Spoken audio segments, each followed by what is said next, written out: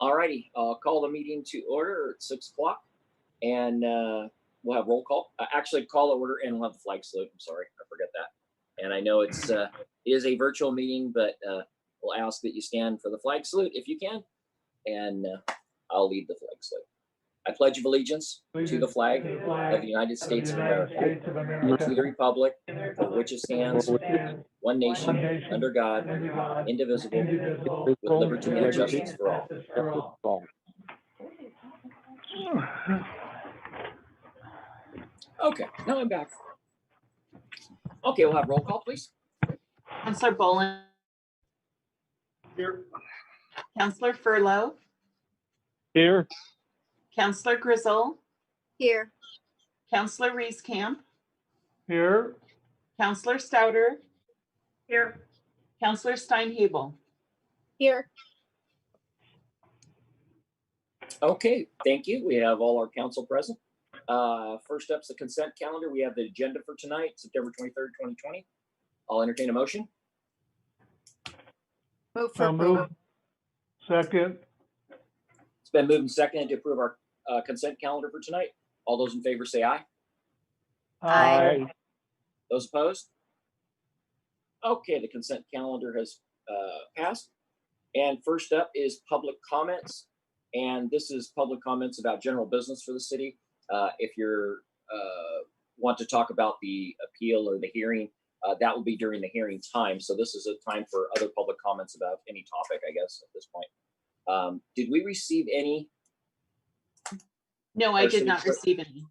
Okay, all right, so we will skip that. And first up is the appeal of the Planning Commission decision for AR 20-05.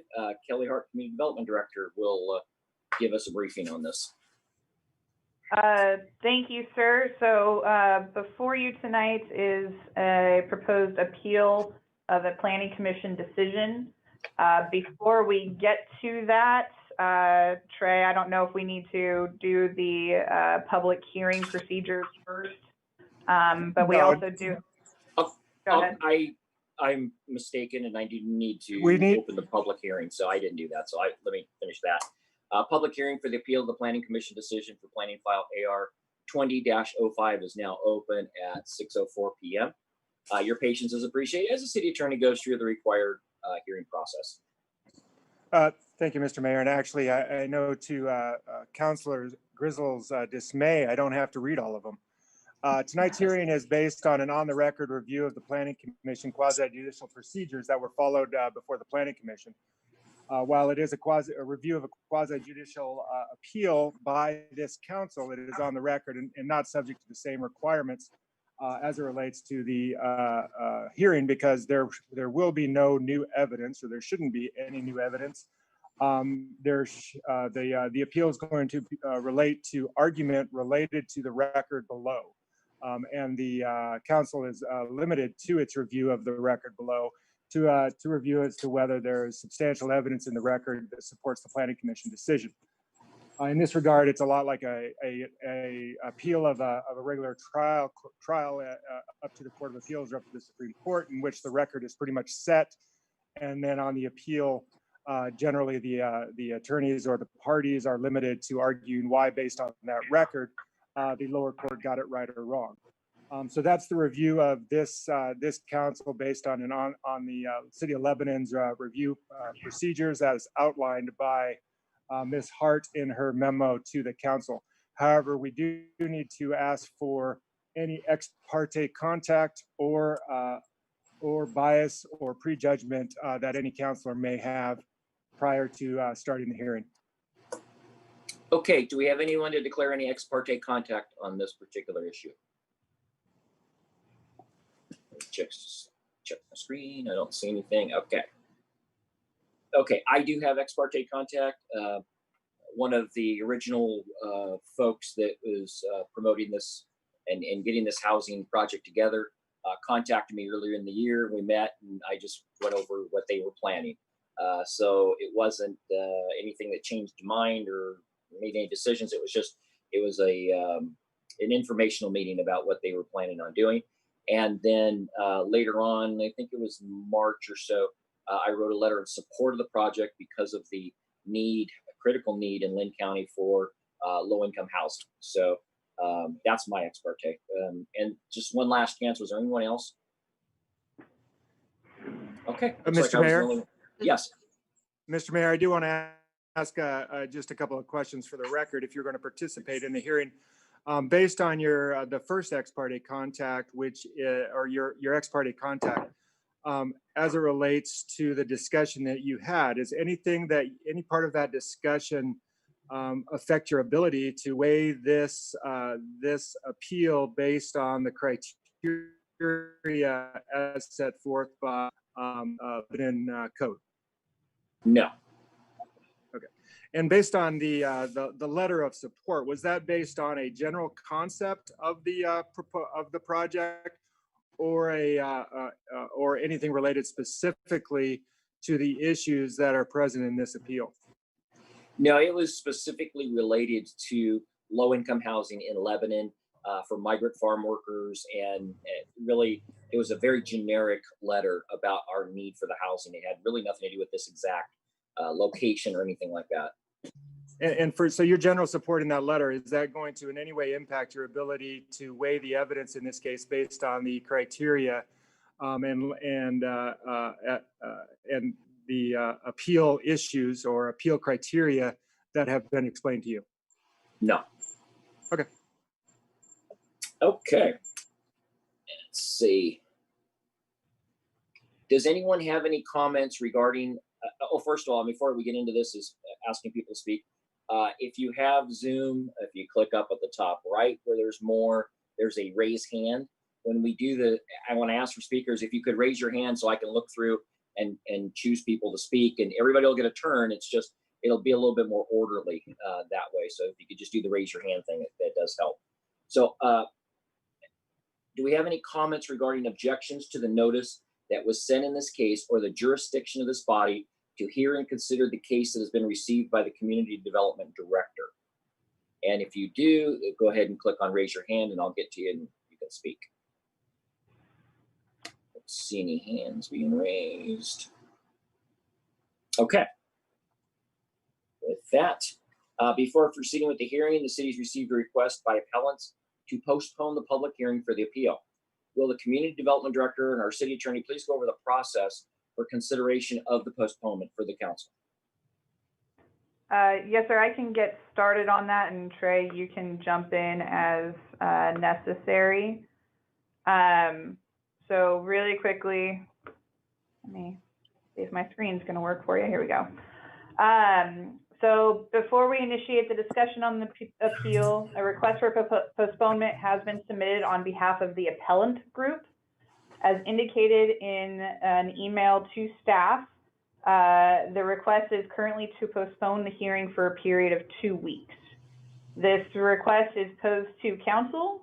The actions recommended would be to allow the appellant to speak, to request the postponement and the reason for the postponement, and then any request for any objection to the postponement.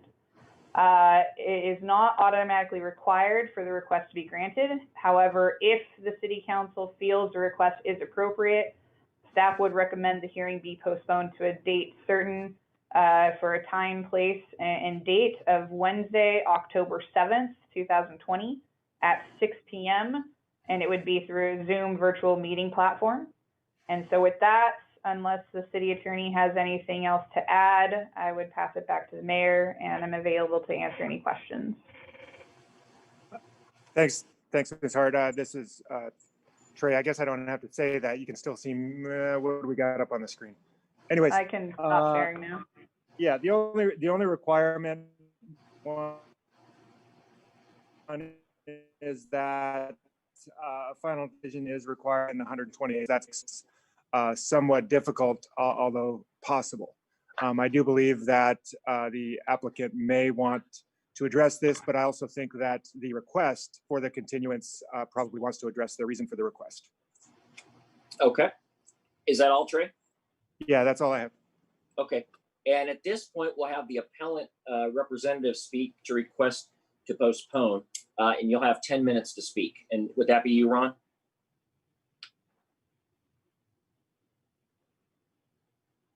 need to unmute. That's Heather Balsamo. Oh, okay. Heather, go ahead. Hi, so good evening, Mayor Aziz and City Council members. My name is Heather Balzomo. My husband and I own the property adjacent to the proposed development site for this project. I first want to say that we appreciate all of you taking the time to review the Planning Commission's decision on AR 20-05. I'm not appealing this decision alone, but on behalf of nearly 30 residents of the White Oaks neighborhood. White Oaks is a neighborhood of single-family homes with residents who have lived here since the early 70s. We have typically met outdoors when necessary to discuss our concerns about this proposed development. In recent weeks, we were unable to meet indoors due to continued COVID restrictions, nor were we able to meet outdoors due to hazardous smoke and air quality. We would request a 2-week postponement of this review to allow time for this group of neighbors to meet and properly prepare our points of appeal for the council to consider. Furthermore, we received the response from Farm Workers Housing Development on 222, which contains new information. We would like to accurately represent the response from our neighbors after meeting with them, who are challenged to use the current means of You can even hear testimony. me? Heather, can you stop for just a moment, please? Oh, yeah. Sorry. Yeah, we're here, but we don't have visual. Yeah, and we just had a power bump. All my lights went out and came back on. Everybody froze. So let's just give it a minute. Let's hopefully all the computers will boot back up. And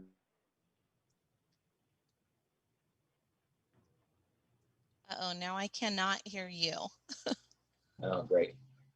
There you go. There we go. Can you hear me, Heather? Yes. Okay. At least my router and modem is working.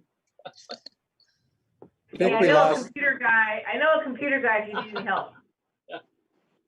we may have lost Miss Grizzle, or is Miss Grizzle on, or do we just lose video? Lost I can only video. wish.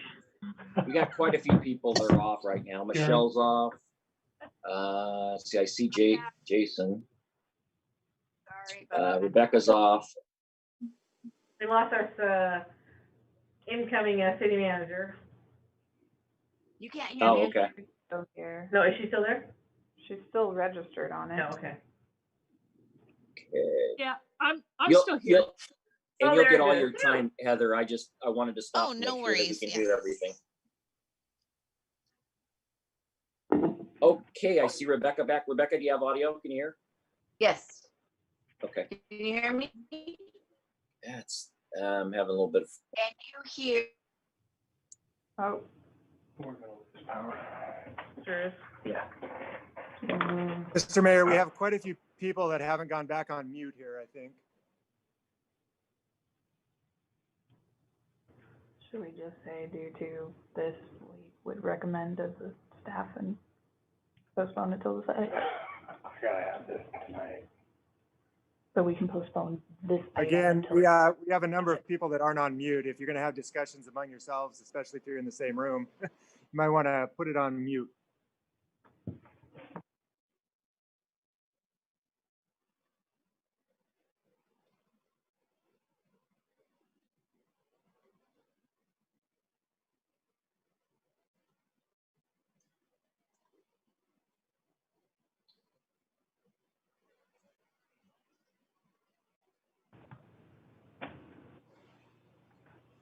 Oh, now Paul's not here anymore.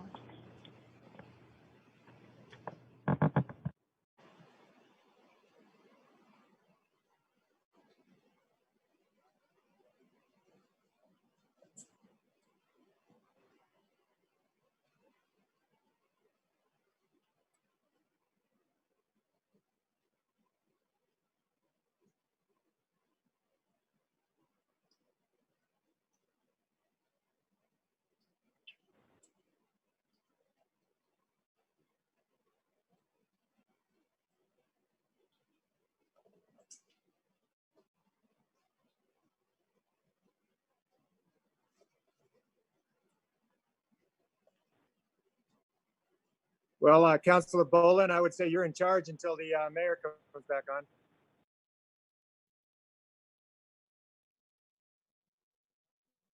Not the words I wanted to hear from you, Trey.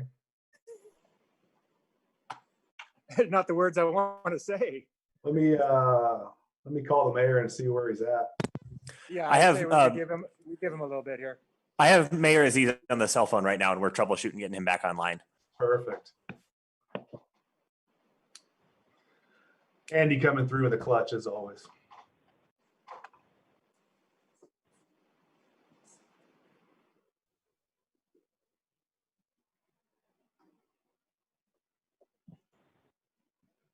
This is fun. Isn't it? It's really coming down. I'm kind of rethinking my decision to have my office out here with a metal roof.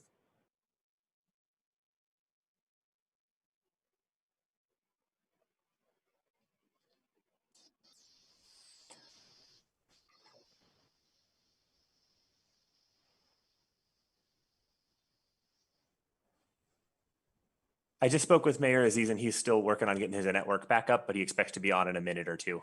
I'll keep you guys updated if that works. Is there any way for him to call in on the number from Zoom?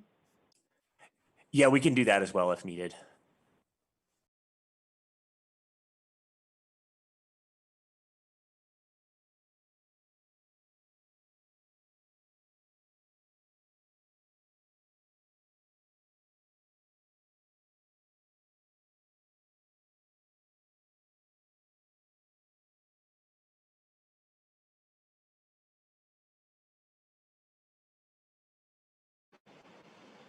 Andy, is there any reason that people trying to get back on would see a message that the meeting is locked?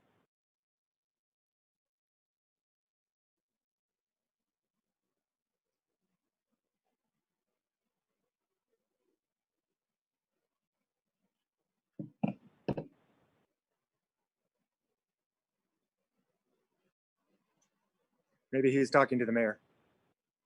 Have them try now. Sorry about that. Were you talking to me, Trey? I'm still on with Paul. Yeah, I was just wondering, an associate from my office got kicked off as well with the power surge, and as he tries to get back on, it's just saying that the meeting is locked. I just let him back in. I think he's there now, Okay. Jeff. Perfect, He's yeah. all set. Yeah, I'm not gonna go already trying back. Oh, so plug me in.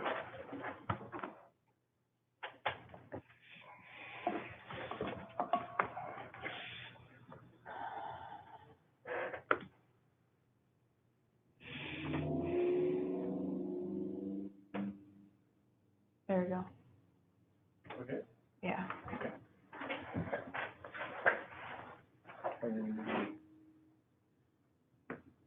Screen look nicer. Gotcha.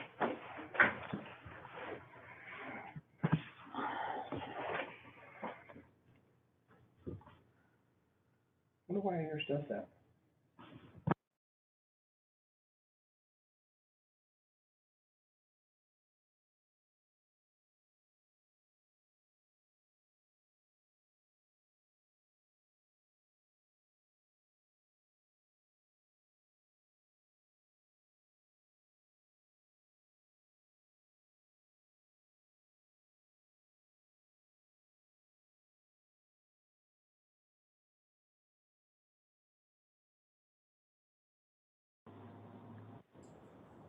All right. Can you hear us again, Paul? I can hear you. Excellent. I'll get out of the way now. Okay. Okay. I'm a little bit disoriented here. Okay. So do we have everybody online again? Yes, sir. Okay. Thank you. So at this point, let's start over, and I'm going to give you a full 10 minutes. Heather, go ahead and do your presentation. Okay, so I'm not sure what everybody heard, so I'm just going to assume that nothing was heard. So again, my name is Heather Balzomo. My husband and I own the property adjacent to the proposed development site for this project. I wanted to say that we appreciate all of you taking the time to review the Planning Commission's decision regarding AR 2005. I'm not appealing the decision alone, but on behalf of nearly 30 residents of the White Oaks neighborhood. White Oaks is a neighborhood of single-family homes with residents who have lived there since the early 70s. We have typically met outdoors when necessary to discuss our concerns about this proposed development. In recent weeks, we were unable to meet indoors due to continued COVID restrictions, nor were we able to meet outdoors due to hazardous smoke and air quality. We would request a 2-week postponement of this review to allow time to meet as a group and to properly prepare our points of the appeal for the council's review. Furthermore, we received the response from the FHDC on February 22nd, which contains new information, and we would like to discuss so that we can accurately represent the response from all of the neighbors who are challenged to use the current means of testimony and are unable to give in-person testimony due to the ongoing COVID restrictions. And that I would submit for your consideration of postponement. Yeah, I have a Okay. question. Can I clarify the date when you said you received that? I'm sorry, that was September 22nd. Okay, I am back on. I don't know if you could see me, but I actually have internet again, and thankfully we're back. Can you hear me? Yes. Yeah. Okay, thank you. Okay, thanks, Heather. And let's see. Mayor, this is Jennifer Brager. I don't Yes. have a control that allows me to raise my hand on my Zoom interface, so Okay. I'm raising it. Okay. So, Mayor and council members, my name is Jennifer Brager. I represent the Farm Worker Housing Development Corporation in this application. Okay, Jennifer, can you stop for just a second? Yes. I don't believe it's time at this point for you to be able to speak. This is specifically on the postponement. And Yeah, I'd like to object to the procedure Mayor? that's being proposed. Yes. Ms. Brager, just 1 second. Mr. Mayor, I do think it's appropriate for the applicant to at least respond to the request for a continuance. Okay. Okay, go ahead, Jennifer. Thank you. I want to object to the characterization that the city presented in its slide about the 120-day deadline. The 120-day deadline expires on October 6th, 2020. The request that was made in the Planning Commission review to extend the open record period to comply with ORS 1977636 was incorrectly made by the city. Farm Worker Housing Development Corporation submitted a further request to resolve that incorrect guidance that was provided to the Planning Commission, and instead proposed that the 777 rule be applied so that the record was left open for 7 days. There was rebuttal to the open record period for 7 days. There was final written argument by the applicant. The original instructions foreclosed the applicant's right to final written argument. So I don't agree with the extended 120 day to the end of October, or October 27th, I believe that slide said. So a 2-week postponement would not work because you would be in violation of the 120-day rule. Also, we saw the request for a additional time, and we replied and said that the notice of hearing was sent on September 2nd, 2020, and the wildfires did not immediately affect air quality to the extent that the appellants would have been prevented from meeting for several days thereafter. Further, the air quality as of September 18th, when we saw the request for an extension, had improved significantly and let the appellants organize themselves outside. Last, services like Zoom that we're using here right now offer free subscriptions and could have been used by the appellants if they really needed additional time. Last, the applicant has every right to submit something the day of the hearing, and even at the hearing if we were in person. And so there's no extra time just because we submitted something in writing. That's what this hearing is for this evening. And so as we know, the applicant has been through quite a process here and requests that no further delay occur in this process that would unnecessarily delay and add cost to this needed housing application. Thank you. Thank you, Jennifer. Mr. Mayor, can I just comment on a couple things? Sure, go ahead, Trey. So just in response to those comments, I don't think it's not the city's position that it would go till the end of October. I think it's the city's position that the 120 days gets up on October, and correct me if I'm wrong, Kelly, October 6th or 7th. So the 120-day rule would end on October 6th if the portion of the ORS was not applied, that if additional time by the applicant is requested, that it would be added on to the end of the 120-day rule. So if that 21 days by the applicant that was requested for open record was applied to it, then it would be October 27th would be the end of the 120 days. Okay. Okay. Was that all, Trey? Yeah. Okay, thank you. And at this point, I'm going to see if the council has any questions for the appellant, and then the applicant will also have time to provide rebuttal.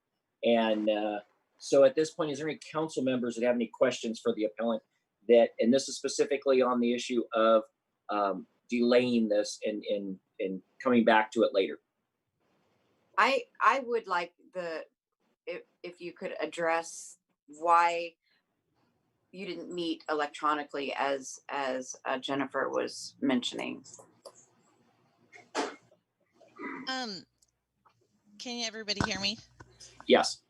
So as was stated and kind of alluded to, many of the residents in White Oaks neighborhood have been here for many years and are uncomfortable with using Zoom, electronic communication. Many were even uncomfortable calling and leaving a recording to be played later at a Zoom meeting. So meeting through electronic means is just not possible with the resident population that we're dealing with. Okay, other council questions? I have a question. And Karen, go ahead.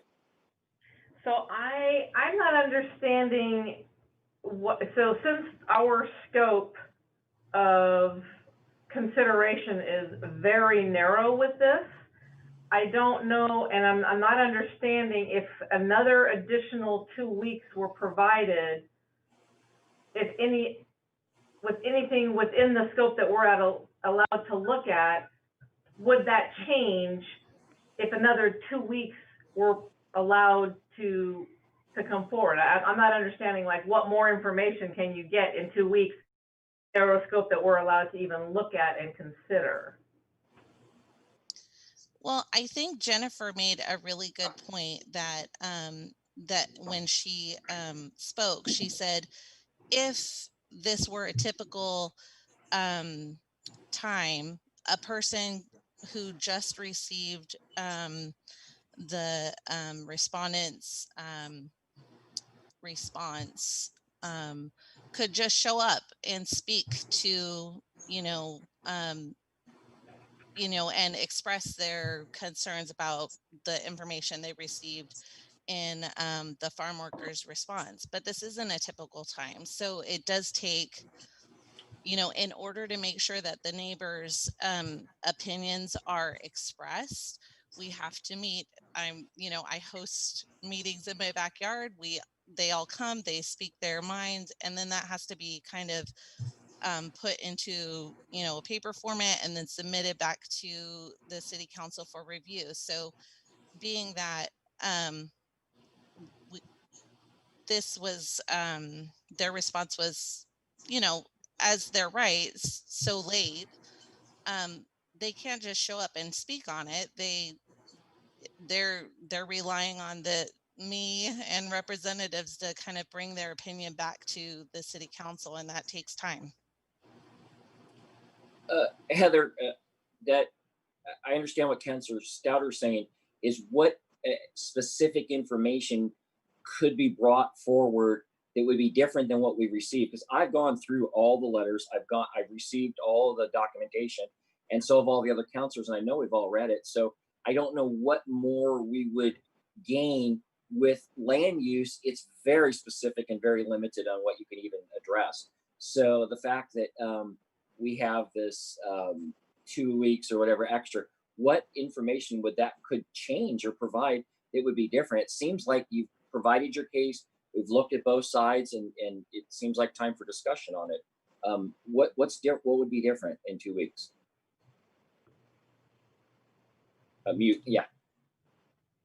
I couldn't say what issues the neighbors would bring, but I guess I'm just asking for that opportunity to make sure that their opinions and are presented. Okay. Any other questions of the appellant from council? Yes, I have a question, Mayor. Go ahead, Councilor Rice-Camp. Have you not heard a response from all the residents in the White Oaks complex and gotten their responses to you? I have not heard a response to the respondents' most recent I guess response that they submitted. No.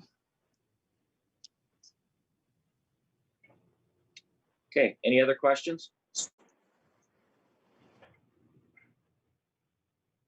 Okay, seeing none, I'm gonna stop that section. And would the applicant like to provide rebuttal? And again, what we'll do is either rebuttal or maybe the councilors may have some questions of you also. So you have 10 minutes. Oh, I'd just like to say that all the participants are subject to the same rules. And so everyone's had the same chance to submit written testimony as the applicant had. And even today, something new got submitted, and it's my duty to respond to that at the appropriate time, and I will. And to the same extent, the appellants also have the same ground rules to follow. So we just ask that we move forward tonight on this important application before the city that has been fully vetted by your planning commission. Thank you. Thank you, Jennifer. And is there any counselors that have any questions for the appellant? Or I'm sorry, that would be the applicant. I'm not an attorney, you can tell. Any questions? Could you further clarify? I'm really not the sharpest tool in the shed on the 777 issue versus the 21 days from October. The timing is really confusing for me on what we're legally obligated to do and consider tonight. When the planning commission, oh, Trey, No, go ahead. She's asking you the question, and then I'll comment if I could. Okay. When the planning commission considered this, it was the initial hearing before the city. A request was made to keep the record open. That request is not subject to the automatic extension of the 120-day rule. Instructions were given by city staff, and there was confusion with those instructions that impacted the applicant's right to the final argument. We, on behalf of Farm Worker Housing Development Corporation, submitted a letter requesting that the Planning Commission resolve the discrepancy by following the 777 rule, that 21-day period that you counted, as a continuation of the instruction under 19779-763 sub 6. And so it doesn't fall under an automatic extension requested by the applicant for other reasons, because we were trying to resolve this procedural discrepancy that occurred after that first hearing. And so the 120-day rule does not get automatically extended for 21 additional days. And so I guess my response to that would be that, yes, we were going through we were all wading through these new procedures as it related to quasi-judicial proceedings on a Zoom meeting. I don't necessarily agree that it was necessary, but certainly out of an abundance of caution, the applicant requested that. Now, they specifically did request, and they didn't have to, but I understand why they did. They requested that it be continued for that amount of time. Now, based on that, and under 197-763-4B, specifically provides that any continuance or extension of the record requested by an applicant shall result in a corresponding extension of the time limitations as it's related to the 120-day rule. So I'm not trying to influence the decision one way or the other, of course, but I do believe that that request would extend the 120-day rule. I do understand Ms. Brager's argument that it does not, but I respectfully disagree. Okay. Other questions? Not seeing any. Okay. With that, we will close the discussion with the public or with the applicant and the appellate, and it'll be a council discussion. Is there any discussion that you would like to have amongst each other, amongst us? This is Councilor Furlow. I disagree with the extension time. I think this has been going on long enough. The applicant had plenty of time during the process with the Planning Commission to address their issues long before the smoke issue ever arose. I suggest that we move forward tonight. Okay, other discussion? What was the, Ms.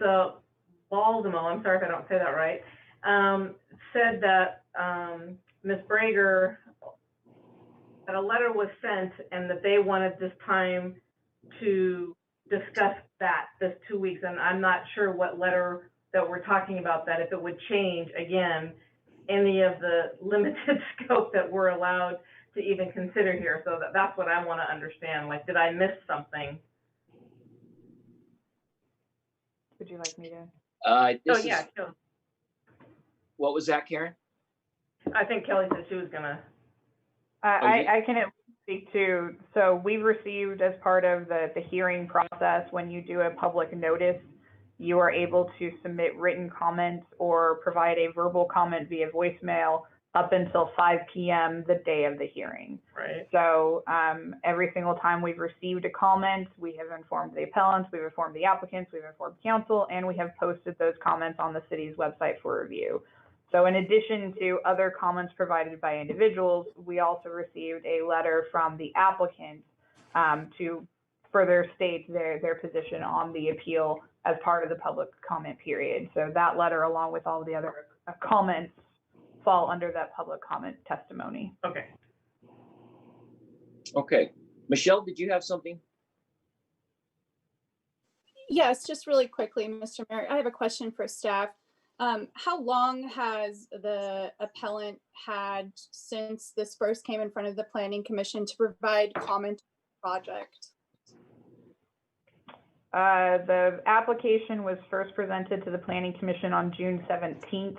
We've held a total of 4 hearings on the application before the Planning Commission, inclusive of 26 days of public comment, in addition to 20 additional days as part of the public notification period prior to the initial hearing, until the Planning Commission made the decision on the application on August 19th.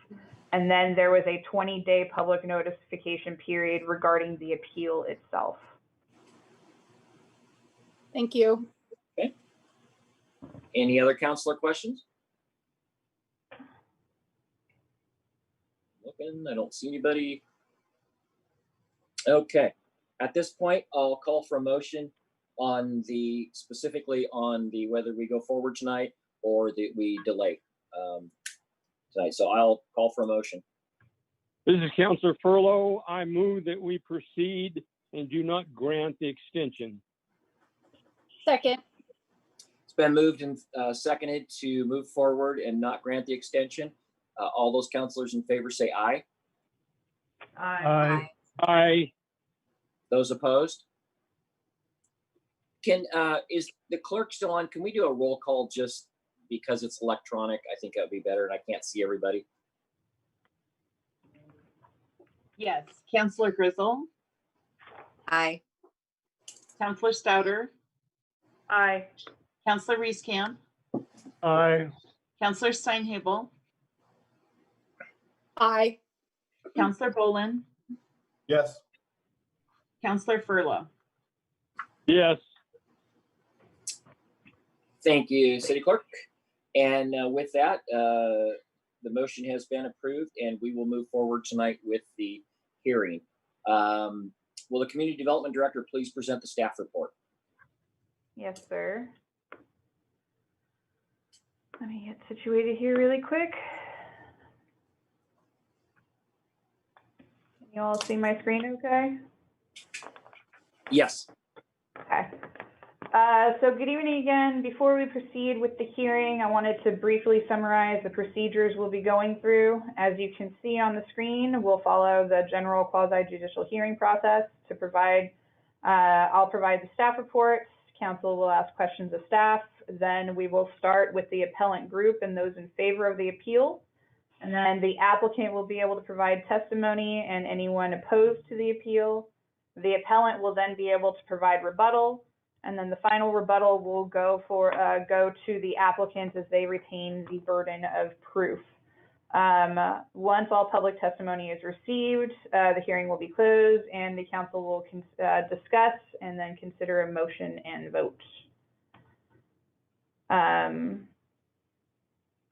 on. If my computer works, let me just make this a little easier. Sorry, guys, technical difficulties. There we go. So in terms of the scope of the hearing procedures, the development code, as indicated on the screen again, indicates that the decision of the council on the appeal shall be based solely on the review of the Planning Commission record and testimony. The council shall not re-examine issues of fact and shall limit the review of determining whether or not there is sufficient evidence in the record to support the findings of the Planning Commission, or if there were errors committed, and the review shall be limited to those issues that were set forth in the notice of appeal. Before I move forward with the proceedings, do we have any questions on the scope of review or the process? No? Okay. Thank you, So- Kelly. Oh, go ahead. Yes. No, you go ahead. No, I thought you were done and just go ahead. Okay. So for a quick background on the project to provide context, the subject property is located on the end of Weldwood Drive within the mixed-use designation. For the surrounding properties, to the north is the Walmart Shopping Center. To the south is the residential neighborhood within the county with the comprehensive plan designation of low-density residential.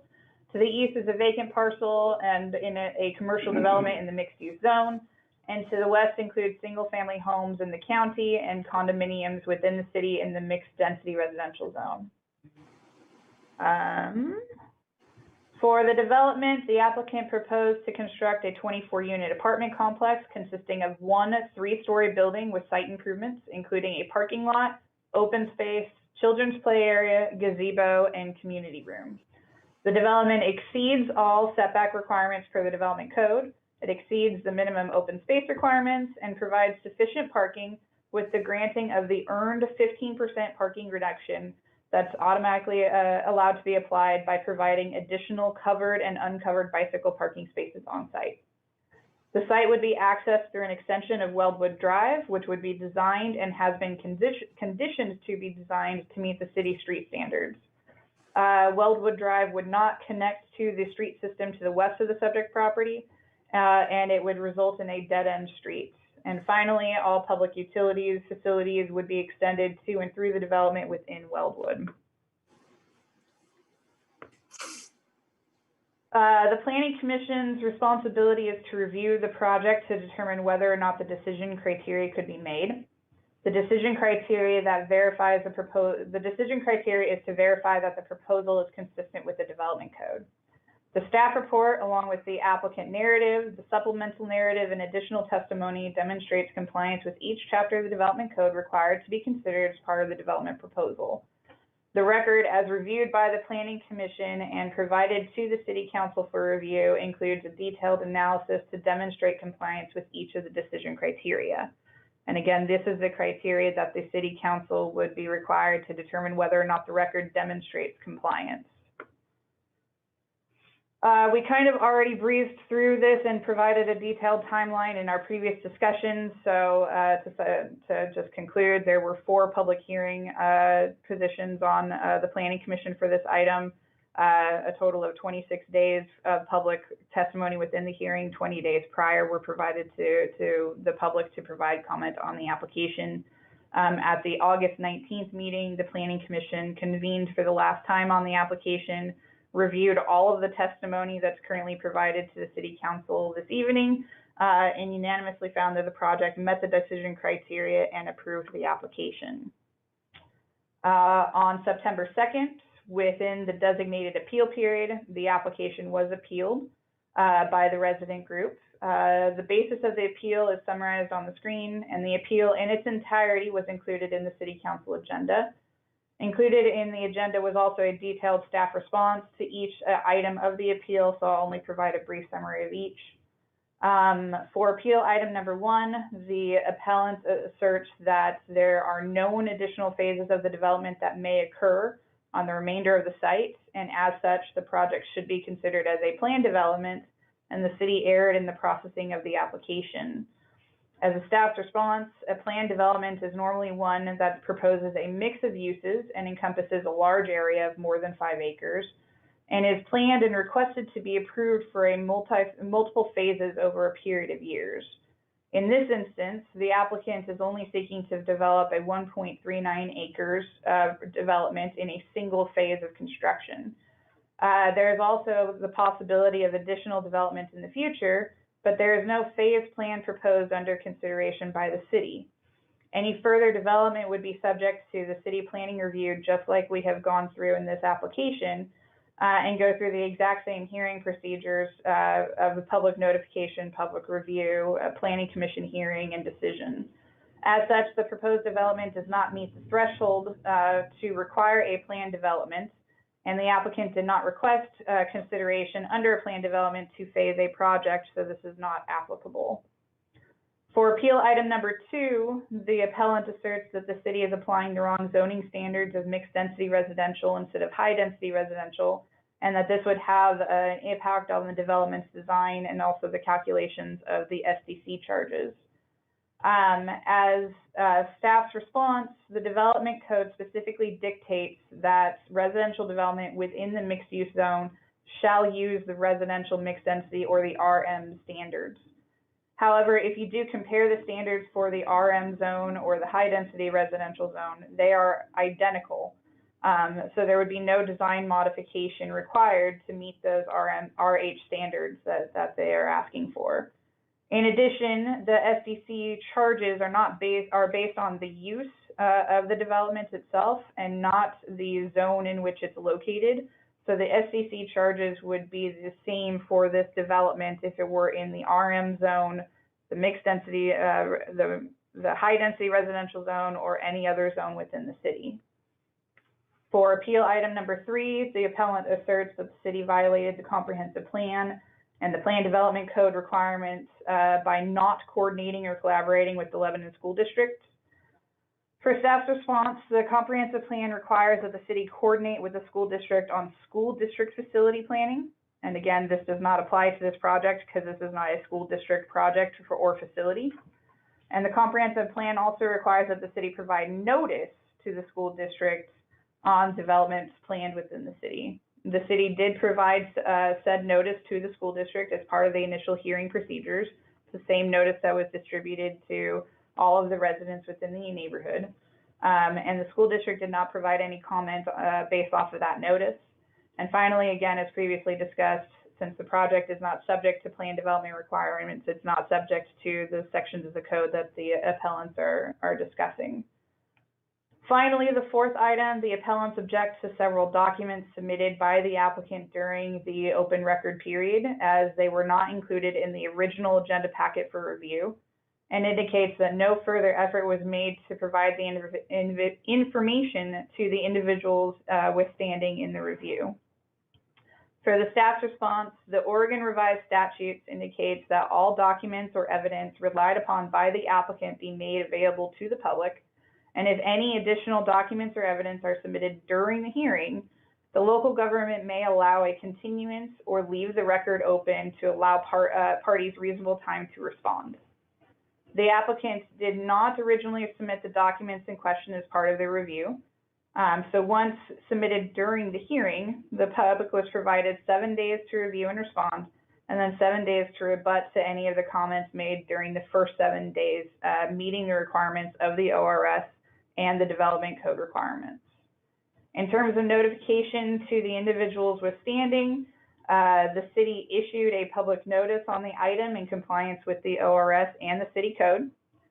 In the notice, instructions were provided where to find all the relevant materials associated with the application for review. In addition, at each hearing, the city verbally identified the information would be posted to the city's meetings website, and each hearing was postponed to a date certain. And per the development code, when a hearing is postponed to a date certain, no additional notice is required to be sent out. And as such, all of the actions regarding review of the record, submittal of new evidence, and notification were done in compliance with the ORS and city code. And so with that, I will turn it back over to the mayor, and I'm available to answer any questions, and we can continue through the hearing procedures. Okay, time for counselors. Any questions of staff? I don't see any. Okay, at this time, I'll ask for the appellant representative's testimony. The appellant will have 10 minutes to speak. And that will be you, Heather. Oh, there you go. So both Ron Passmore and I are going to speak on this. So I will, I just wanted to start with a personal note in that, say that I was born and raised here in Lebanon. We obviously don't have attorneys and we aren't experts on building codes and regulations, but we do love and care about our neighborhood and the greater good of the Lebanon community. We understand and support the growth of Lebanon, but want it to be done in a thoughtful and responsible manner with consideration for the needs of current residents as well as prospective residents.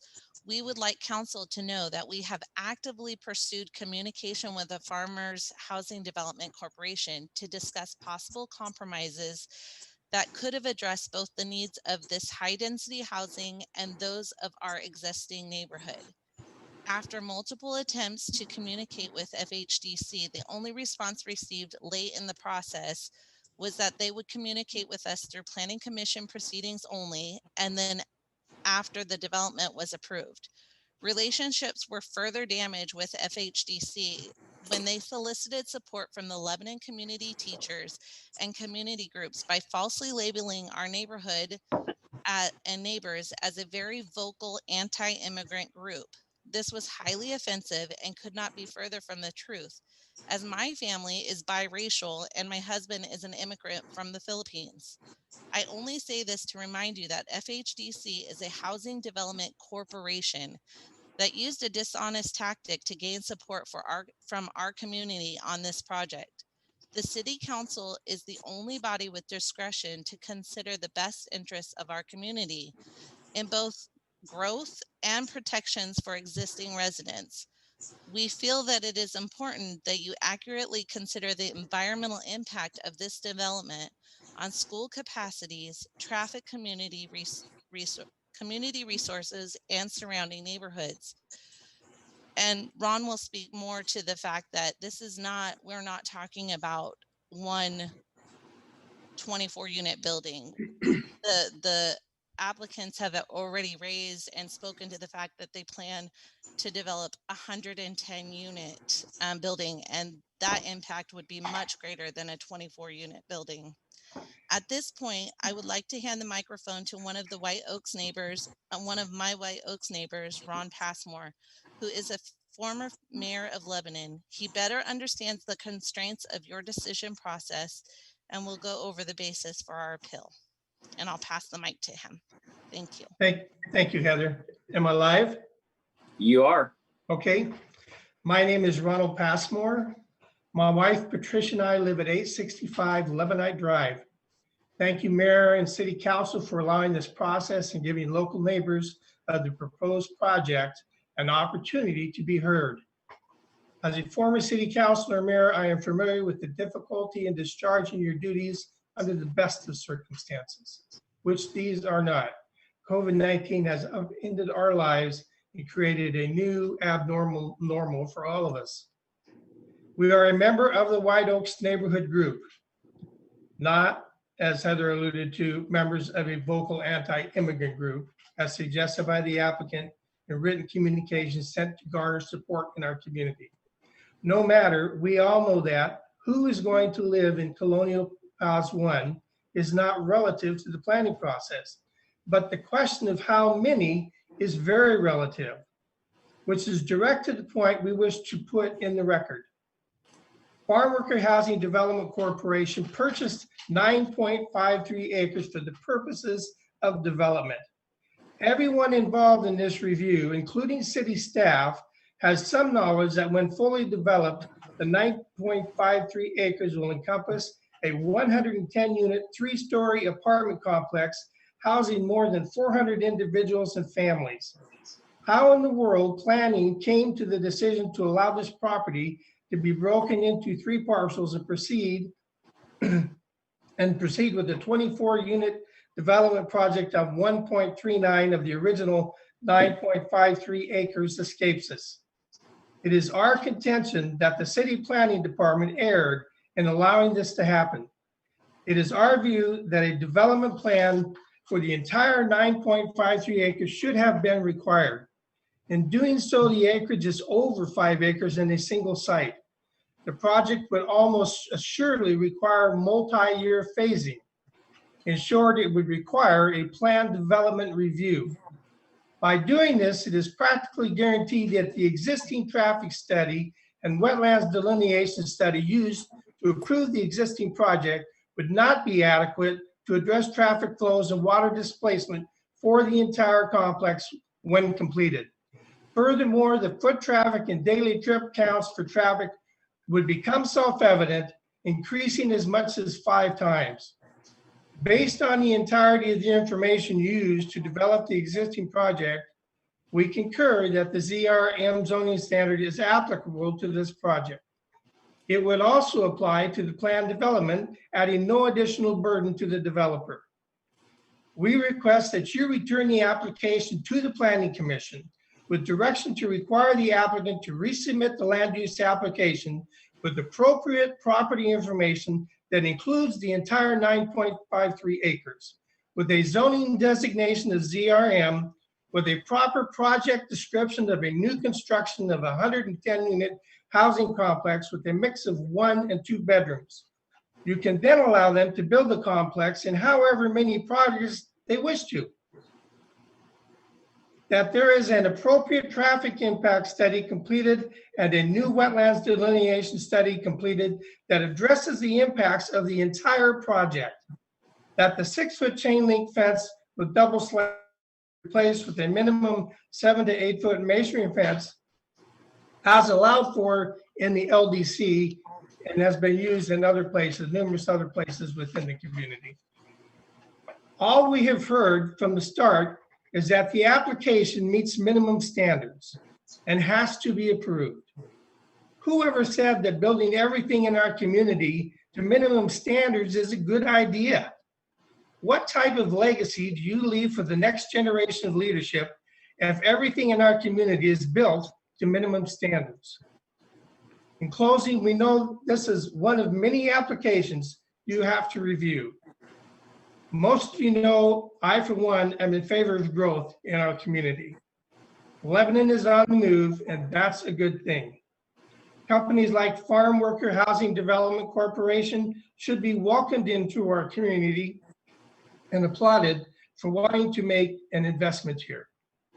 but recognize the project for what it is. Again, for you, this is just one of many reviews you will complete in the next year. For the members of the White Oaks Neighborhood Group, it's a major forever change to the landscape of our neighborhood. Let's get it right on the application. Just as a footnote, we would highly recommend on future applications that you require the applicant to sit down and communicate directly with those who are standing in the community. The lack of direct communication from the applicant to us was very frustrating. This should not be allowed to happen. Thank you for your time. Thank you, Ron. At this time, do we have any counselors that would like to ask questions of the appellants? I would, oh, go ahead. Sorry. I just really wanted Kelly to address some of what I was just stating in, so maybe this isn't the time. That would be okay. I believe. Specifically how they've broken it up. I know Kelly kind of addressed that before, but how they've broken the project up and why that's okay right now, because I'm sympathetic to that argument that if they're working around something, and I just want that re-explained to me if possible. And also, are there ramifications to as he's saying, like, you know, don't build it to minimum standards? Can we apply minimum standards to one project and then have another project and say, no, we want you to do bigger, better things? Are there ramifications legally for that? So I can respond to a few of those items, and then I think it would be appropriate for rebuttal and the applicant to speak as well. But generally speaking, if you look at the plan development section of the development code, it is focused on large projects, largely focused on mixed use type projects, and projects that are proposed to be phased over a period of time by the applicant. So I use the example of the Mill Race development that is proposed at the north end of the city. They started out with a couple of apartments. They stopped construction. They started off with the storage units. They stopped construction. They're doing another project within that development as a whole. And there's all these different components and mixes of uses associated with it that trigger the criteria within the development code.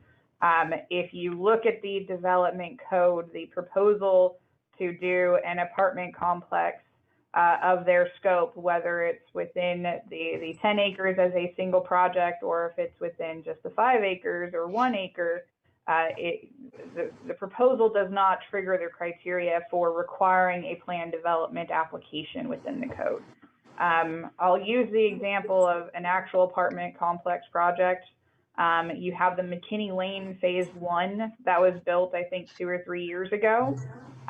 The developer then went in and just was approved for Phase 2 of the McKinney Lane application for apartments at the August 19th Planning Commission meeting.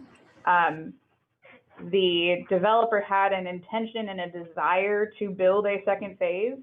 They weren't prepared or ready to move forward with that second phase. And so they applied for the first application. They built the first application. And then when they were ready to propose a new application, they went through the exact same hearing process and hearing procedure of a new application. So they still had to go through the public hearing procedures. They still had to go through the whole process, even though it was Phase 2 of their ultimate plan. And so any future development proposed either by the applicant, or if those properties are sold, they would be proposed by a different developer. They would have to go through the hearing process all over again. They would have to demonstrate compliance with the decision criteria all over again. They would have to provide public input all over again. And so this is what is being proposed by the applicant. So even if we know that there's a desire or a wish in the future for them to build something, they're not proposing it to us, which means we don't have the ability to trigger them to do the planned development, and they don't fall under the criteria to require a planned development. So that's the difference in it, and I understand that it feels piecemeal, but the code affords for them to subdivide the property. We approve subdivisions for single family residences, and then as time goes on, individuals pull permits to build their individual single family homes. This is the same thing, but for an apartment complex. In terms of being able to provide different standards for different projects, the municipal code is there to identify not what the minimum standard is, but what the standard of the city is. Developers can choose to build above and beyond that standard. They cannot choose to build below that standard.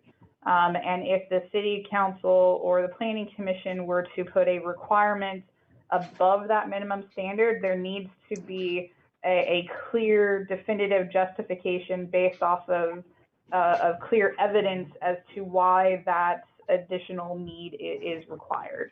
And so you have the standard of the code. That's not a minimum, that's not a maximum, that's the code. So I don't know if I answered all your questions. Okay, any other questions of the appellant, actually?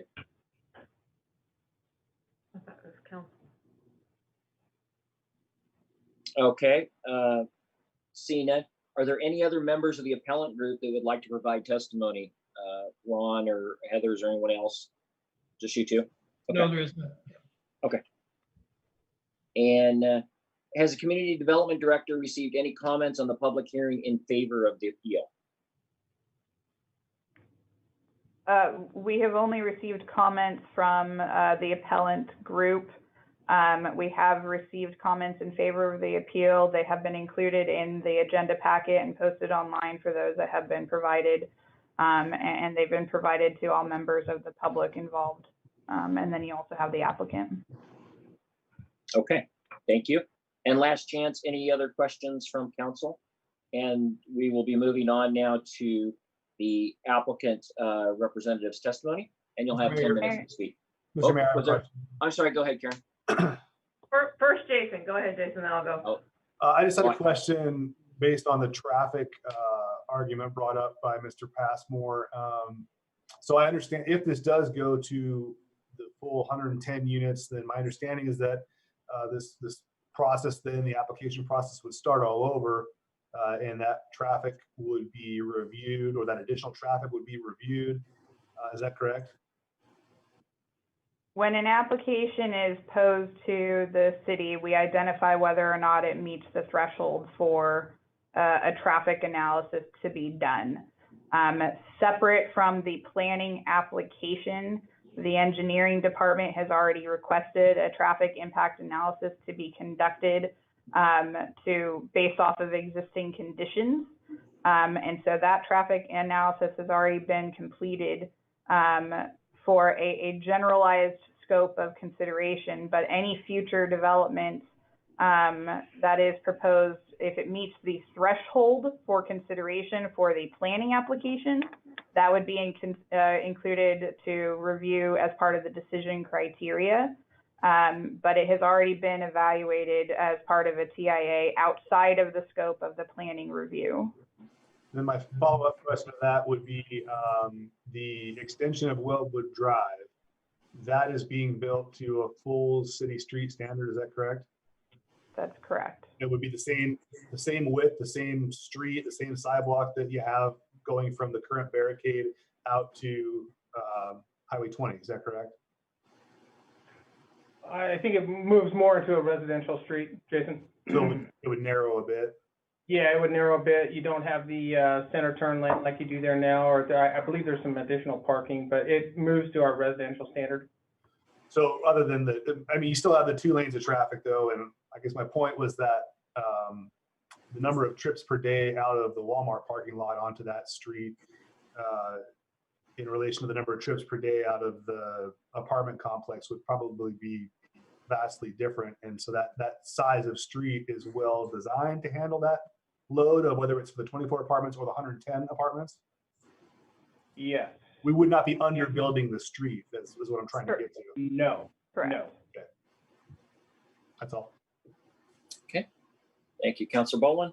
Any other council questions? I guess it's not really a question, so I just want to make sure I'm on the right page here. So this current proposal is just for the 24, and potential future buildings, they would have to go through this entire process where it would go through the planning commission and the public can, speak to it and all those types of criteria. So this is not just a foregone conclusion that this will just all of a sudden appear and no one has a say, correct? Correct. Okay. Any other council questions? I have a question, Mayor, Go ahead. for Wayne. staff. At some future time, when the applicant chooses to proceed to develop on the full 9 acres, at that particular time, can the planning commission and/or staff and/or city council address the issues raised by the appellant in terms of fence heights, noise level, all those particular things would be addressed at that time? You have consideration of the 24 units currently. The appeal and all of the actions associated with it are only related to this singular application. That does not preclude the applicant from hearing the voices of the neighborhood and deciding whether or not to make amendments or changes. But you have the development code requirements that identifies what the standard is, and the applicant has the ability to build to that standard, or they can choose to build above that standard.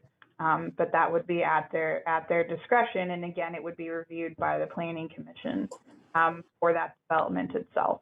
But the comments associated with the appeal don't transfer to any future that isn't planned or isn't proposed. It's this application and this application only.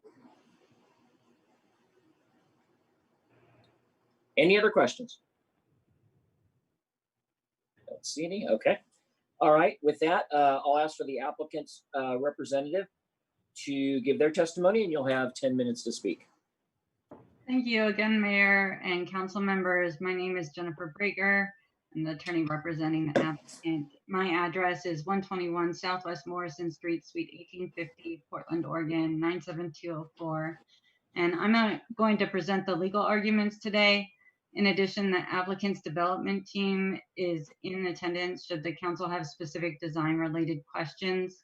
I also, recognize that we are in a new world with COVID-19 and social distancing and land use hearings through Zoom. And I just want to commend the staff and all the participants for sticking with it, for doing the right things at the right time, and for the patience we all give each other and try to give each other within the confines of the state statute and rules like the 120-day rule. So thank you for that.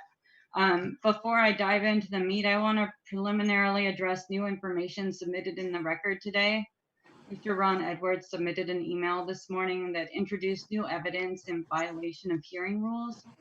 The applicant objects to new evidence, including the first paragraph that introduces new information about sheriff calls to Lebanon Drive. The applicant further objects to the introduction of new evidence in the fourth paragraph, beginning with the word noise. This information about Walmart's refrigeration system is not in the record. Finally, the applicant objects to the fifth paragraph that states Mr. Edwards' vehicle has been vandalized and trespassed to his property. None of the specific information was included in the record before the Planning Commission and cannot be considered here. I also just want to clarify the record about the appellant's comment related to some of the community organizing efforts that are reflected in the record. The city staff posted all the materials for the city council meeting, and at page 109 of that submittal, there is the sort of community organizing email that went out to potential allies for the applicant. This was sent by PECUN, a separate organization that is not run by the applicant. And so it doesn't reflect the applicant's characterization of anyone in particular or any of the appellants or people who participated. That was PECUN's review of the record. And, there's plenty of points in the record that we've pointed out in previous letters that support the contention that was raised, that there were anti-immigrant sentiments raised in those circles. So I just want to clarify that point and make sure that there's no misunderstanding there about the appellants raising legitimate planning concerns, and we've addressed them below and we're addressing them again here. So I want to turn to the specific appeal points raised by the appellants. You've received our letter of September 21st, 2020, submitted on behalf of the applicant, and the staff report prepared for this meeting that respond to the grounds in the appeal. Taken together, these documents and Kelly's presentation tonight present the arguments that support affirming the Planning Commission's decision to approve the 24-unit affordable housing development proposed in this application, the only application before you. I'm not going to read my letter, but I want to highlight a few of the points. First, the applicant has not proposed a planned development. None of the circumstances that require a planned development review in this mixed-use ZMU zone under Lebanon Development Code Table 16.06-1 apply to this application. To require a planned development review would mean that two of the characteristics in the table exist in the application. And despite the characterizations of the appellants, the site, which is a parcel of land that is subject to the permit application under this code, is the partitioned 1.39 acres that's less than 5 acres, and no subdivision is proposed. The applicant has not proposed multi-year phasing, and an apartment building qualifies only as a Class 2 impact, not as a Class 3 impact, as identified on that table. Finally, the development does not have projected demand on public infrastructure and city-provided utilities that would exceed design capacities in the city's adopted master facilities plans. Therefore, the city cannot require planned development review for this application. And city staff described well the kinds of circumstances where phased development applies and where it does not. This is one of the cases where it does not. The applicant does own some other property, but it has no specific development plans as part of this record for the remainder of the property. Anything that's developed here will become new background information, such as impacts to traffic or wetlands that will be analyzed in the future against any other application that follows. Second, the code is expressed under LDC 1606-100 that a residential development in the ZMU is subject to the development standards of the ZRM zone, and the application meets the ZRM requirements. I do want to say that the applicant isn't designing to minimum standards. The staff report just presented shows that their open space areas are greater than required under code, and they have greater setbacks than are required under code. The idea that you could think to change or require different things than your code says requires a code change. We comply with the code, the application complies with the code, certain parts of the code are exceeded, and this development application has resulted in changes based on comments made by city staff and the public about where Weldwood Drive should end. And that stop of the street is controlling some of those impacts that people were concerned about. Third, there's no legitimate concern about impacts on schools that have been established. The evidence submitted in the record by the applicant and the references made in the staff report established that the Lebanon School District received notification of the application and had no comment. Further, the school district has its own set of planning documents that discuss addressing any school crowding issues. Moreover, as already described, the plan development standards that the appellants reference in this section of their appeal do not apply because the application is not subject to LDC Chapter 16.23. Nonetheless, the applicant provided responses to all of the concerns raised by the public throughout this process, and the applicant's submittals to the Planning Commission reflect those responses, particularly Attachment 5 to the applicant's open record letter submitted on July 22nd, 2020, as well as other submittals identified in my September 21st, 2020 letter. Third, consistent with the notice provided at the outset of this application review, the materials in the file have been available to the public by request from city staff and online. There has been full transparency in this process. In any event, the appellants waived this issue because they did not object to the city's review procedures during the Planning Commission review. Finally, the applicant's perimeter fence meets the LDC standards. Based on these arguments, the applicant requests that the City Council affirm the Planning Commission's approval of this application. Thank you. Thank you, Jennifer. Okay, does council have any questions of the applicant's representative?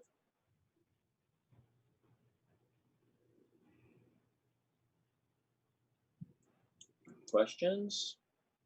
I would just like to know if the applicant in the future, on future phases, will work a little more openly or with a little more open communication with this neighborhood. I mean, I'm sympathetic to both sides, but I'm very sympathetic to the neighborhood wanting to have a little bit of input and at least have the applicant hear them out in the direction that they'd like to see. Well, although it's not in the record, since Ms. Bolzono brought it up, the applicant has been in contact with these particular appellants and has offered to meet with them at the end of this review when they have a better idea of their subsequent plans for the property. We are in the active land use process that has had a lengthy public review and many opportunities for the public to participate. And it is in that backdrop that FHDC has had to decide where it can spend its resources in regards to these 24 units that meet the code. So I do believe that will be forthcoming, and FHDC will certainly live by its offer that was made. Thank you. Other council questions?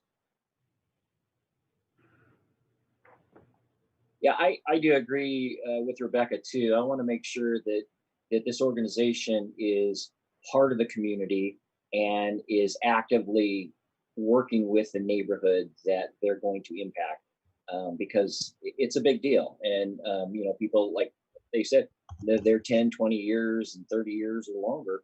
And it's important that our community works together.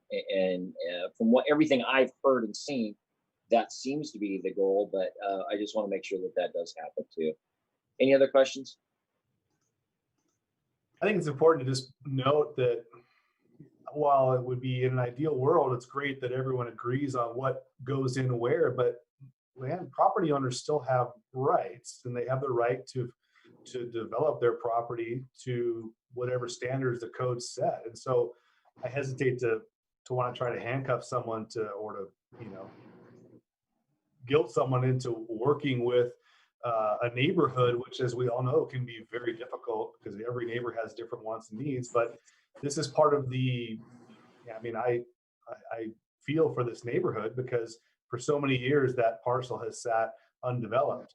But part of the due diligence of buying a piece of property where you live is knowing what the zoning is around you or what it potentially changes to become and what could potentially be across the street from you or in your backyard. So while I sympathize with the White Oaks neighborhood folks, it's not the fault of the new property owner or the property owner that this situation is here. They are simply doing what they are legally and what they have the right as a property owner to do. So I just want to put that on note.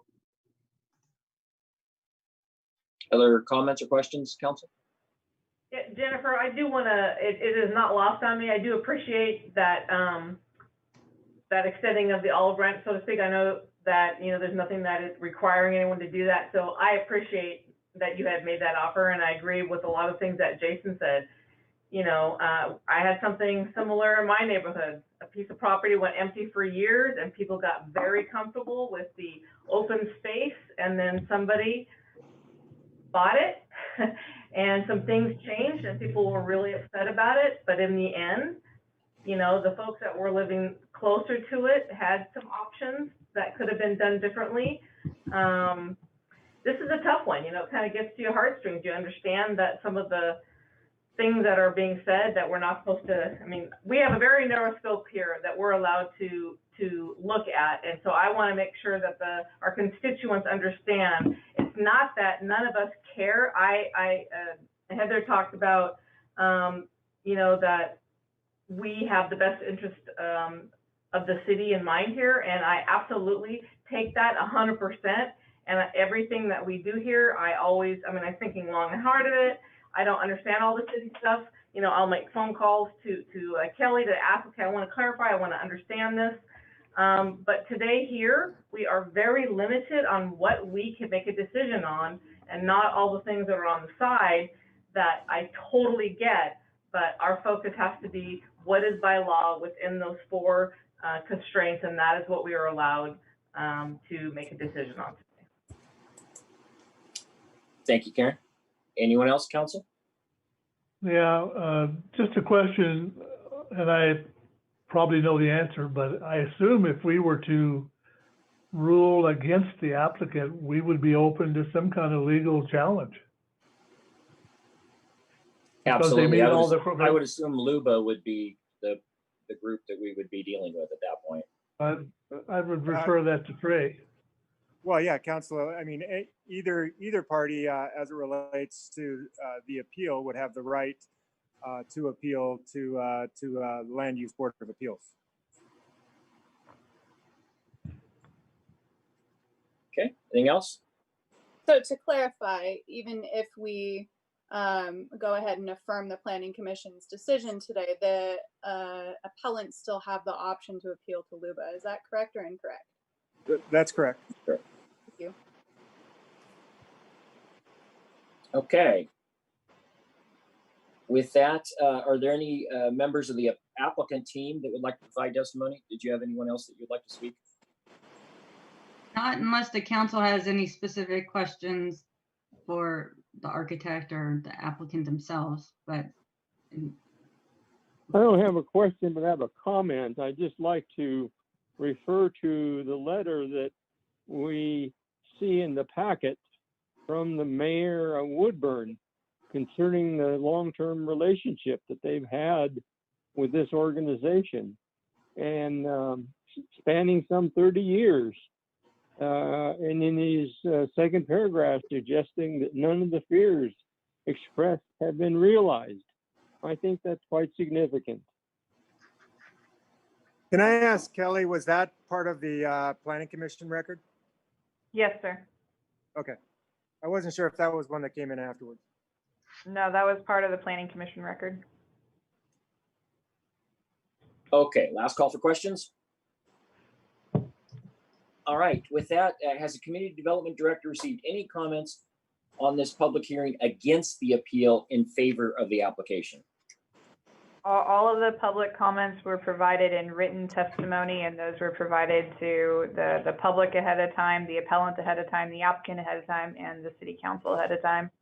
So I don't know if you need to review those in detail or if you've had the chance to review them already. I've had the chance as council.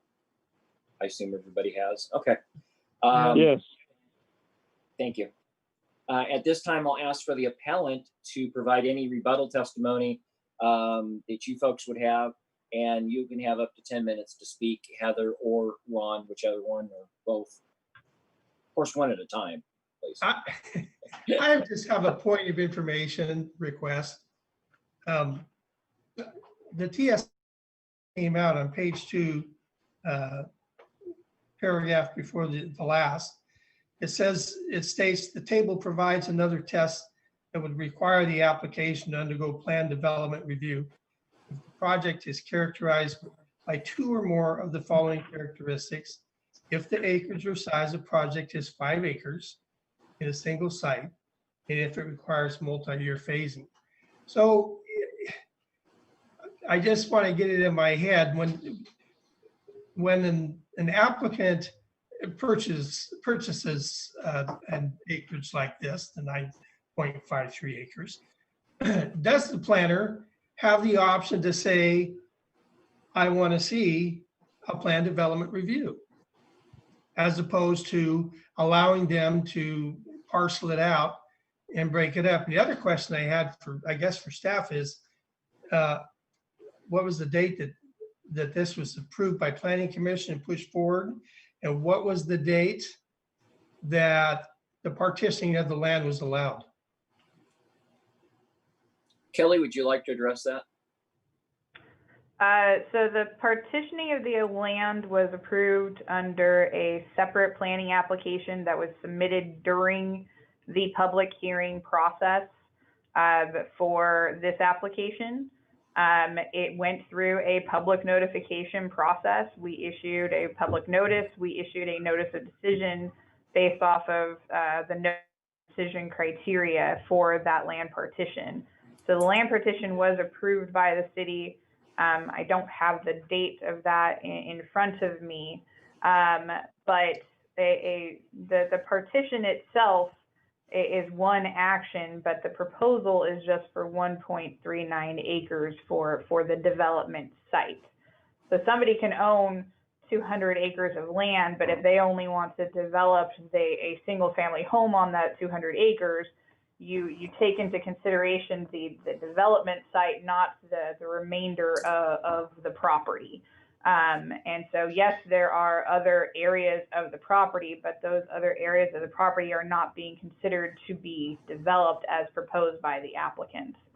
And so it is 1.39 acres. Before the land partition, it was 1.39 acres of development proposal.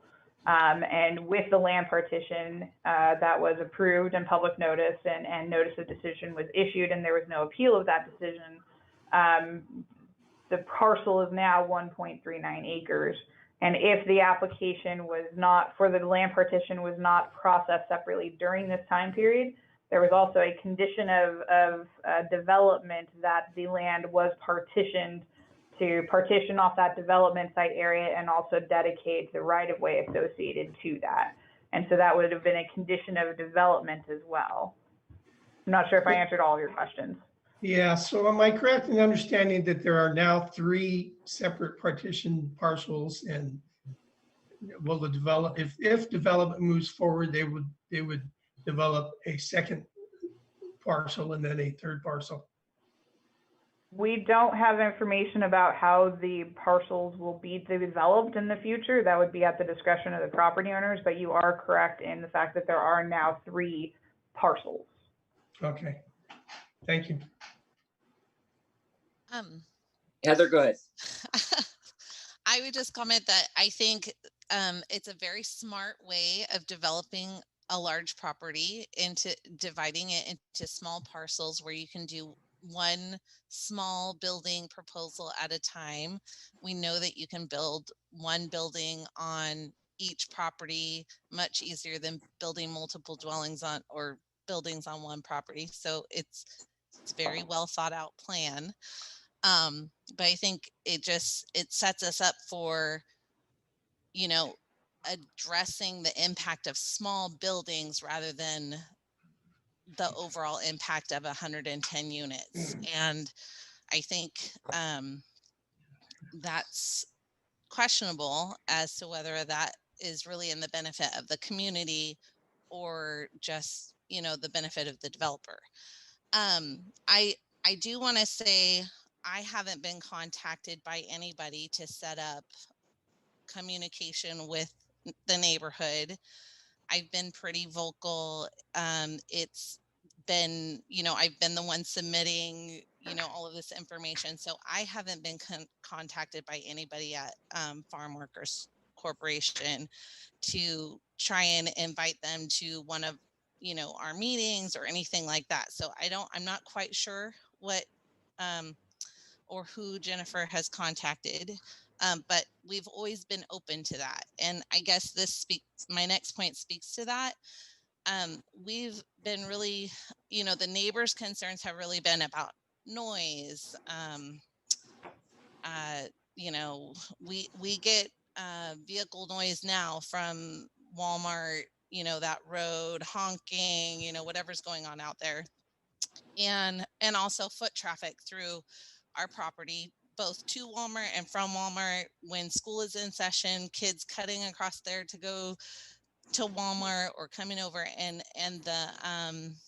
the neighbors have definitely stated that a masonry fence of some sort would alleviate a lot of their concerns. And we've been open to talking about this. Initially, the farm workers group suggested they were going to build a wood fence, and then now it's a chain link fence. And I would say there's precedent set here for in this community, even on the ball fields. If you go down South Main, even the apartment complex going up now, there's, I'd say 6 to 8 foot masonry fences over there. So it's not unprecedented in this community. And we've definitely put that out there as something of an area that would definitely go a long ways to set the right tone with this neighboring community. And I believe Ron said that, that was in the code as well.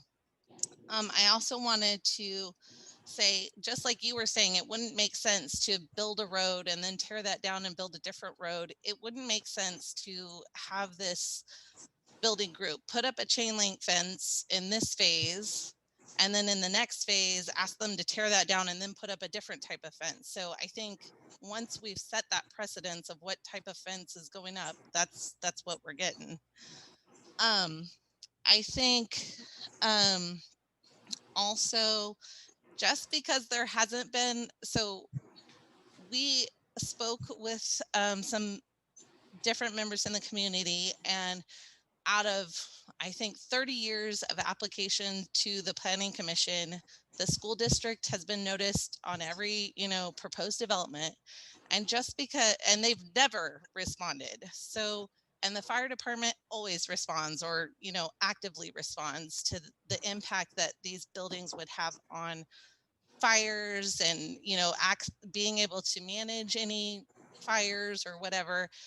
Just because the school district doesn't respond doesn't mean that this building and building and building is not going to have an impact on our schools, which I'm highly concerned about, which is probably my biggest concern.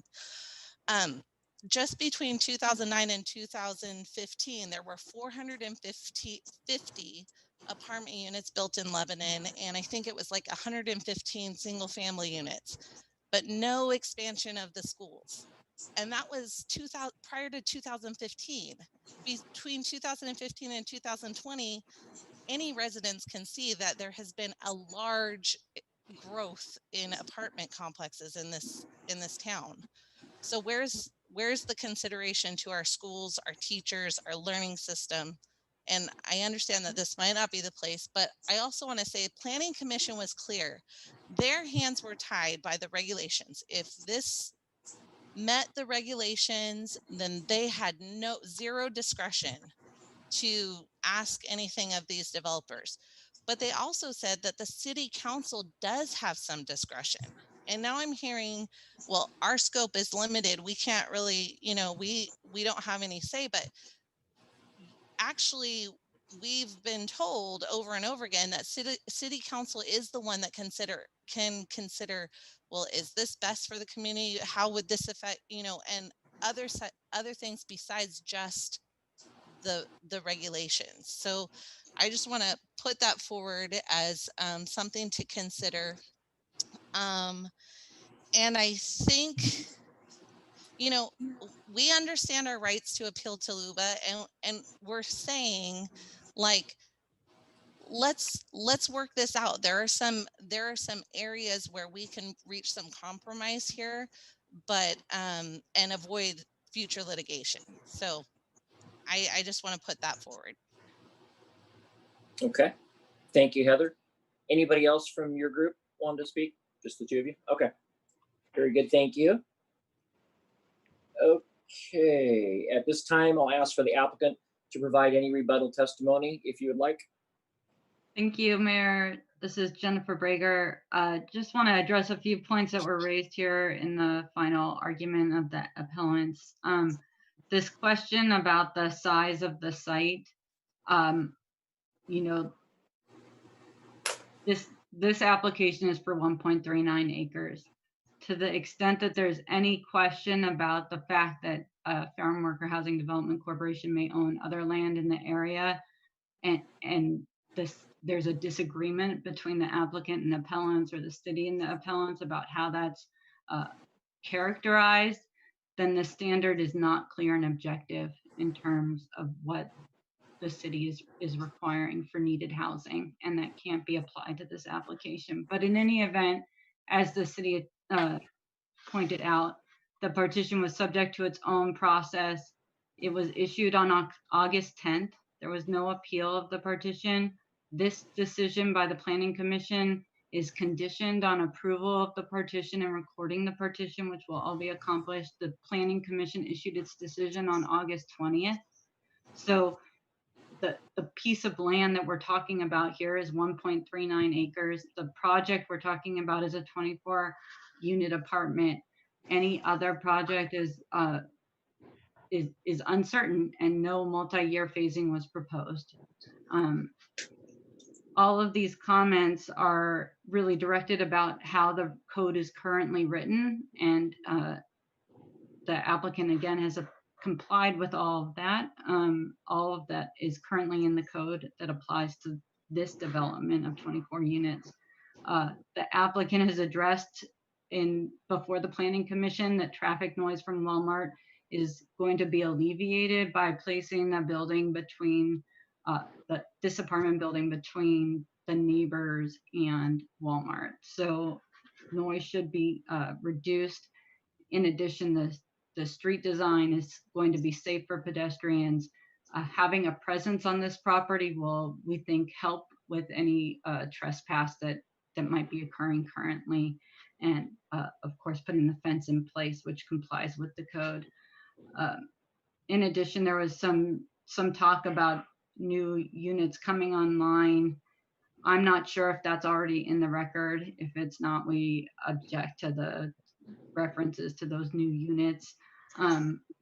But in any event, the city does not make school district decisions. Those are for the school district to make.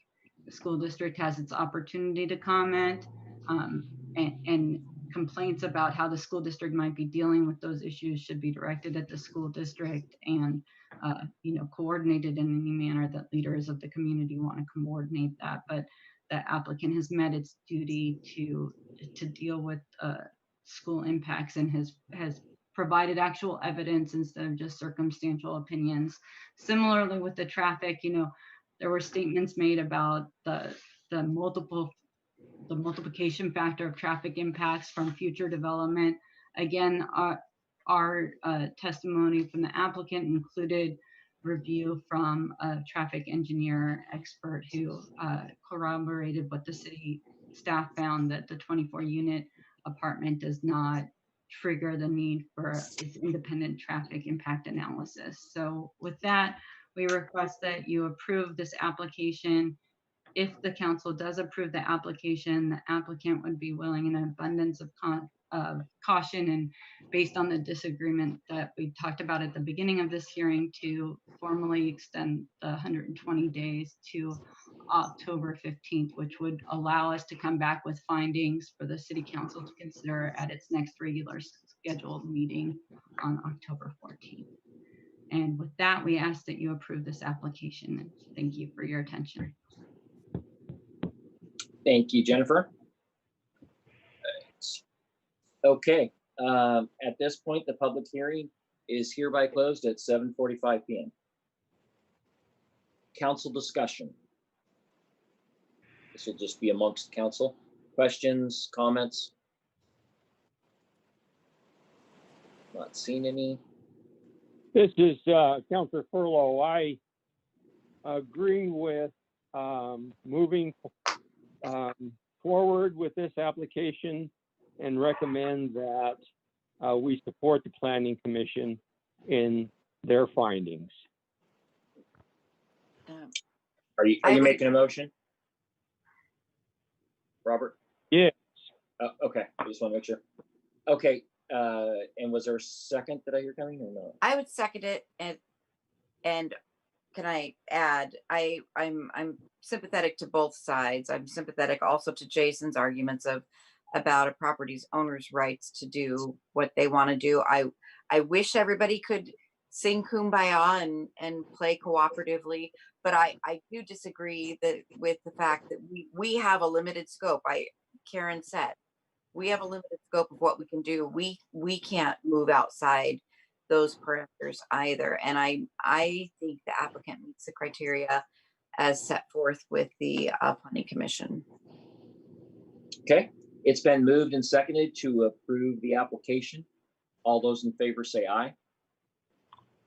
Aye. Aye. Aye. Can we have the city clerk take a roll call vote again since we're electronic?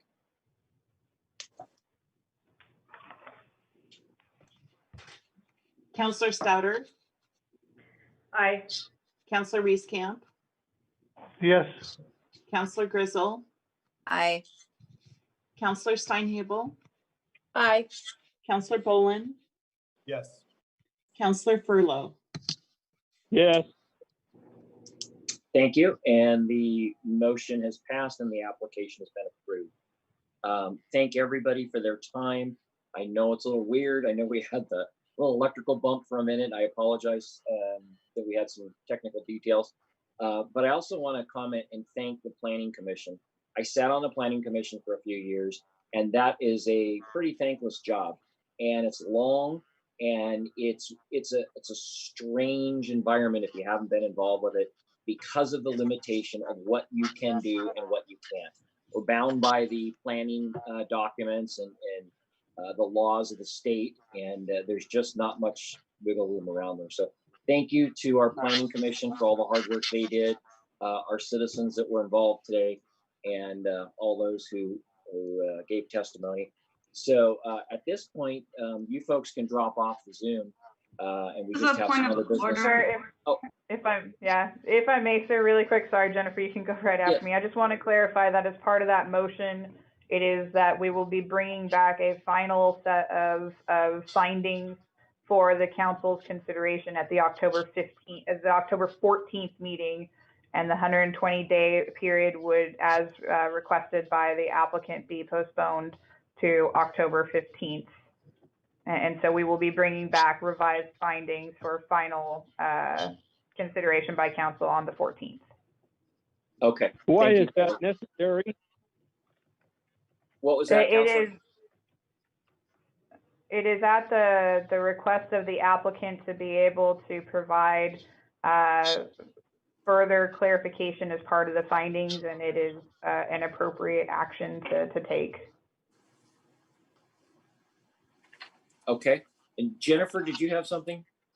Kelly just covered it. Thank you. Okay. Absolutely. Thank you. Very good. Okay. With that, we'll be moving on to item number 2 of the regular session, emergency contract for the WWP digester repair. Ron Whitlatch, interim city manager. Thank you. Thank you, Mr. Mayor, City Council. I will keep this short and hope that if you got questions, you can hit me with them. So on the 1st of September, we took over the wastewater plant. Ron, can you hold on one second? Yep. Trey, can you mute? I think we're getting some feedback. Okay. How about now? Better? Anyway, we took over operations of the wastewater plant. With that, we turned the cannibal system off. No, it must be this. Let me move around here to the other side. It may be the way that we're using the laptops tonight. Anyway, we turned the cannibal system off and are using the big aerobic digester. Before the winter months came on, we decided that it'd probably be a good idea to empty that digester and take a look at it. It hasn't been maintained or looked at since probably 2010 when the cannibal system first came online. Once we got it emptied, which took, as you can see in the report, Jason and a couple of his crew, gosh, almost 2 weeks, working 12, 14-hour days to get it down. Some of the valves didn't work, and we have some concrete, I wouldn't necessarily say failure at this point, but it's not a tank that you want to take up and down with it being such a pain in the rear to do. It definitely needs some repair. It's showing some signs of spalling. So we got to see that firsthand on the 21st, which was Monday. We got to go down inside the tank and do a visual inspection of it. With that, we decided we probably better do something with it now rather than wait.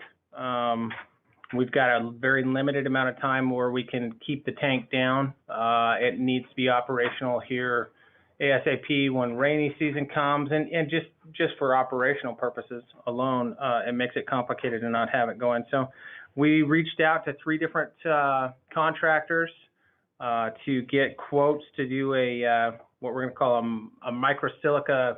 It's basically a 10,000 PSI grout covering on the inside with it's got some other stuff that goes with it, which will seal up the concrete and provide a little more structure to it. It's good for about 15 to 20 years, get us through. We definitely do not want to lose this tank. It's a multi-million-dollar tank, so we want to make sure we're taking care of it. We only received 1 quote back, and that was from Underground Tech. They've worked with us before on manhole rehab. Great company. They're one of 3 in the Northwest that do this type of material application, and so they provided us a quote of $121,000, which was unfortunate because ORS allows us only to go up to ORS 279C335 only allows us to 3 quote projects up to $100,000. And in this case, this was over the $100,000 threshold. So we looked at it in the case of an emergency, ORS 279B80. You can see why we've kind of declared it an emergency. It's not a planned project. It's more of a maintenance project. It will be a prevailing wage project, but it's immediate need, and we can't have it down for long. And just due to the staff time and the importance of it, to try and plan to take it down, we could, but things can happen, and we don't want to lose any more concrete than we have. If we were going to bid this out, realistically, we're looking at 2 months, if not more, 3 months. And in my opinion, based on the small size and of the project, it's only I want to say it's only 100,000 or 121,000. It would be unlikely to have bidders from out of the area come and actually bid on this. So I really don't feel like we're impeding competition.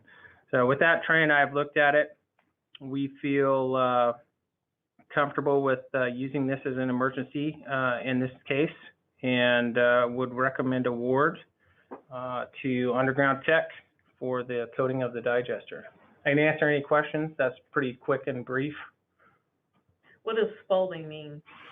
So as concrete ages, the exposed aggregate look? Mm-hmm. So that's what it is. It's a highly corrosive environment in there. It's seen lime pH levels, a normal pH level is about 7.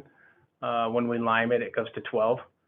So you have to maintain this concrete, otherwise you'll lose it. And we do not want to lose this tank. We're also doing a bunch of other repairs to it in there with other minor contracts. We have a valving contractor doing a bunch of valve replacements that don't work, and we're also rebuilding the aerators with another contractor. So we'll have it up and running. It's looking good. And what's the size of that tank? 95 by 12. I was just going to ask that. Yep. Yeah, 95 feet. It's open top. It used to be, back in the day, a long time ago, it used to be a closed top. Apparently it blew its lid at some point. And literally the lid blew off of it. They used it as an anaerobic digester, and I guess they had a gas buildup in there, and it blew the lid off of it. That's the theory. And So we run it as an aerobic digester with an open top, and it's big tank. So do they, when they redo the concrete, do they go from floor all the way up to the top, or just the bottom part, or how do they do that? So what they'll do, it's a spray on. It comes on at about 3/8 to a 1/2 inch thick, and then you do another adhesive over that, kind of a silicone, not a silicone. It's kind of another adhesive that keeps everything together. So they spray it on, and we're only going to do the 8 feet from the floor up. The rest of it looked pretty decent, and that's typically where during the cannibal process, that last 8 feet stayed. So you've got a 4-foot difference there that's not showing the wear.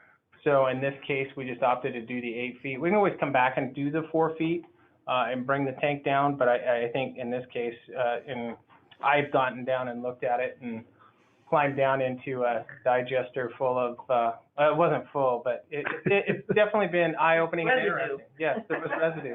You don't want to hang out with them after he's done. Okay, any other questions? All right, with that, I will entertain a motion. I move that we approve the emergency request to repair the tanks out there. Okay, Second. been moved and seconded to approve the emergency contract for the digester repair. All those in favor say aye.